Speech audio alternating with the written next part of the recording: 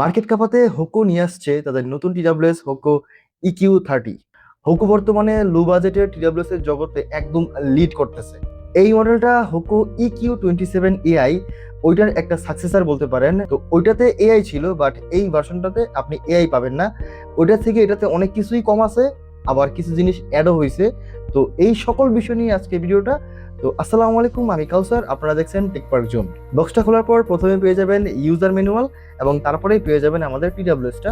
এখানে টিডাব্লিউএসটা একটু অন্য স্টাইলে আসছে, মানে সরাসরি একটা কেসের ভিতরে টিডাব্লিউএসটা তারা বলে দিছে, মানে আপনি একটা ফ্রি কেস পেয়ে যাবেন। যাই হোক, তারপরে ভিতরে পেয়ে যাবেন একটা USB to C কেবল, 2 জোড়া এক্সট্রা ইয়ার টিপস। কভারটা ইউজ করা হয়েছে সেটা একদমই সিলিকনের একটা কভার, একদমই নর্মাল কভার, অনেক আহামরি এক্সট্রা অর্ডিনারি কিছুই না। বাট বক্সে ফ্রি দিছে, এটাই তো কত। সাথে একটা লিনিয়ার ঝোলানোর জন্য পজিশন পেয়ে যাবেন। তো এই কভারটা লাগানো অবস্থায় এই টিডাব্লিউএসটা যথেষ্ট মোটা হয়ে গেছে। সো আপনি যদি পকেটে ক্যারি করে টিডাব্লিউএস ইউজ করেন, সেক্ষেত্রে আপনাকে কিছুটা প্যারা খাইতে হবে। তো কভারটা খোলার পর এখানে টিডাব্লিউএসটা এখন একটু পকেট ফ্রেন্ডলি হয়ে গেছে, মানে যথেষ্ট স্লিম হয়েছে। এখন পকেটে ক্যারি করতে কোনো প্রকার প্যারা খাইতে হবে না, প্রবলেম ফেস করতে হবে না, খুবই সুন্দর মতো পকেটে ফিট হয়ে যাবে।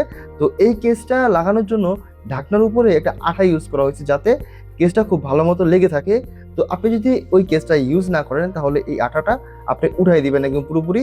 তারপরে একদম মাঝখানে হোকো ব্র্যান্ডিং পেয়ে যাবেন, লাইট ইন্ডিকেটর পেয়ে যাবেন, নিচে পাবেন টাইপ-সি পোর্ট, এবং পুরো টিডাব্লিউএসটা একটা প্রপার ম্যাট ফিনিশ ইউজ করা হয়েছে।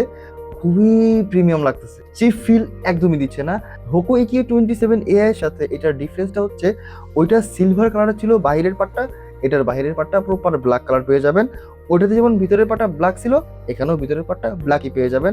বাট এটার যে হিন্স, এটা যে ঢাকটার স্টাইল, A to Z সবকিছুই একদমই ডিক্টো কপি হোকো EQ27 AI এর থেকে। যথেষ্ট স্ট্রং একটা হিন্স ইউজ করা হয়েছে, এবং এটা লাগালে যে সাউন্ডটা হয় সেটা যথেষ্ট স্যাটিসফাইং ছিল। তো এখন আসি এটার ফিটিংস নিয়ে। খুবই কমফোর্টেবলি কানে ফিট হয়ে যায়। পার্সোনালি হোকো EQ27 AI যেমন ফিটিংসটা আমার কানে খুবই ভালো হয়েছে, এটার ফিটিংসটা একদমই সেম টু সেম পাইছি, কোনো পার্থক্য নাই। খুবই পারফেক্টলি কমফোর্টেবলি কানে ফিট হয়ে যায়। দীর্ঘ সময় যদি আপনি এটা ইউজ করেন, আপনি কোনো প্রকার বিরক্ত ফিল করবেন না।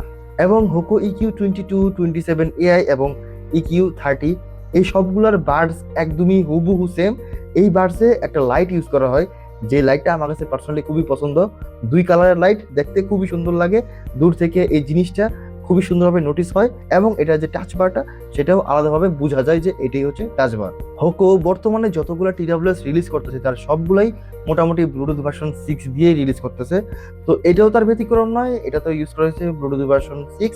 সো এটার কানেক্টিভিটি একদমই সুপার ফাস্ট ছিল। কেসের ঢাকনাটা খোলার সাথে সাথেই ফোনের সাথে কানেক্ট হয়ে যায়, ঢাকনাটা বন্ধ করার সাথে সাথেই ফোনের থেকে ডিসকানেক্ট হয়ে যায়। প্রত্যেকটা বাডসে ইউজ করা হয়েছে 10 মিলিমিটার ডাইনামিক ড্রাইভার। আমার কাছে পার্সোনালি 13 মিলিমিটারের তুলনায় 10 মিলিমিটার ড্রাইভারটা বেশি পছন্দ, কারণ ওই ড্রাইভারটা অনেক বেশি বেস বুস্টেড এবং প্রচুর লাউড সাউন্ড দিতে পারলেও এই ড্রাইভারটা কিন্তু আমার কাছে পার্সোনালি খুব পছন্দ। এর প্রধান কারণ হচ্ছে এটাতে অতিরিক্ত লাউডনেস নাই, যতটুকু লাউডনেস প্রয়োজন আপনি ঠিক ততটাই লাউডনেস পেয়ে যাবেন এখানে। তবে এটাতে বেসের সাথে যে ক্লারিটি, সেটা 13 মিলিমিটারের তুলনায় অনেক অনেক বেশি ভালো। যাই হোক, এটাও তার ব্যতিক্রম নয়, এটারও সাউন্ড কোয়ালিটি আমার কাছে যথেষ্ট ভালো মনে হয়েছে।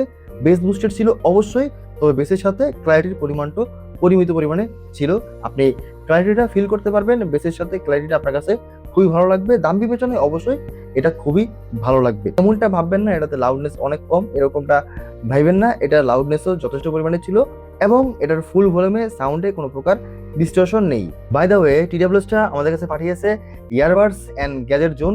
মাত্র 950 টাকায় আপনারা এই টিডাব্লিউএসটা তাদের কাছে পেয়ে যাবেন। মার্কেটে এই টিডাব্লিউএসটা অনেক কম পরিমাণে আসছে, তো অফলাইন মার্কেটে এটা খুঁজে পাওয়াটা অনেকটা কষ্টকর হয়ে যাবে আপনাদের জন্য, এবং অনলাইনেও সব জায়গাতে পাবেন না। তো সম্পূর্ণ ভিডিওটা দেখার পর যদি এই প্রোডাক্ট আপনাদের ভালো লাগে, তাহলে অবশ্যই ইয়ারবাডস অ্যান্ড গ্যাজেট জোন তাদের সাথে কন্ট্যাক্ট করতে পারবেন। তাদের ওয়েবসাইট লিঙ্ক, ফেসবুক লিঙ্ক এবং হোয়াটসঅ্যাপ নাম্বার আমি ডিসক্রিপশন বক্সে দিয়ে দিচ্ছি। চাইলে তাদের থেকে এই প্রোডাক্টটা আপনারা অর্ডার করতে পারেন। অবশ্যই কেনার সময় আমাদের চ্যানেলের নামটা বলে দিবেন। দুইটা করে টোটাল 4টা মাইক ইউজ করা হয়েছে এখানে। তো এটার কল কোয়ালিটি আমার কাছে খুবই ইমপ্রেসিভ মনে হয়েছে। যাই হোক, আপনারা ইনডোর এবং আউটডোর দুই জায়গারই কলিং স্যাম্পল আমি অ্যাড করে দিচ্ছি, আপনারা আপনাদের মতোই জাজ করেন যে এটার কল কোয়ালিটি আপনাদের কেমন লাগছে। বর্তমান ভয়েসটা হোকো EQ30 এই TWS এর মাইক্রোফোন থেকে ইনডোর কন্ডিশনে ঘরের ভিতরে চারপাশে কোনো আওয়াজ নাই বললেই চলে এরকম একটা অবস্থায় ভয়েস রেকর্ড হইতেছে অপর প্রান্তের ফোনে। বর্তমান ভয়েসটা আমি আউটডোরে আছি, আউটডোর সিনারিতে ভালোই চারপাশে নয়েজ আছে, গাড়ির হর্নের আওয়াজ প্লাস বাতাস প্রচুর পরিমাণে আছে, সেই অবস্থায় কথা বলতেছি আমি আর কি। তো এরকম একটা আউটডোর সিনারিতে অপর প্রান্তের ব্যক্তি আপনার ভয়েসটা কেমন শুনতে হবে সেটা এই ভয়েসটা শুনে একটা আইডিয়া করা যাচ্ছে আর কি। বাডসগুলোতে 40 mAh এবং কেসে ইউজ করা হয়েছে 300 mAh এর ব্যাটারি। কোম্পানি ক্লেম করতেছে বাডসগুলো থেকে সিঙ্গেল চার্জে আপনি মোটামুটি 7 ঘন্টার মতো একটা ব্যাটারি ব্যাকআপ পাবেন। তবে আমি আমার এক্সপিরিয়েন্সে 7 ঘন্টা পাইনি, কারণ তারা এই 7 ঘন্টাটা মোটামুটি 50-60% ভলিউম ইউজ করে তারা বলে। তো আপনি যদি 60 থেকে 70 বা 80% ভলিউমে এই TWS-টা ইউজ করেন, সেক্ষেত্রে আপনি অনায়াসে 4 থেকে 4.5 ঘন্টার মতো একটা ব্যাটারি ব্যাকআপ পেয়ে যাবেন, মাঝে মাঝে 5 ঘন্টার মতো পেয়ে যাবেন। এখন এটা ডিপেন্ড করবে আপনার ভলিউমের উপরে।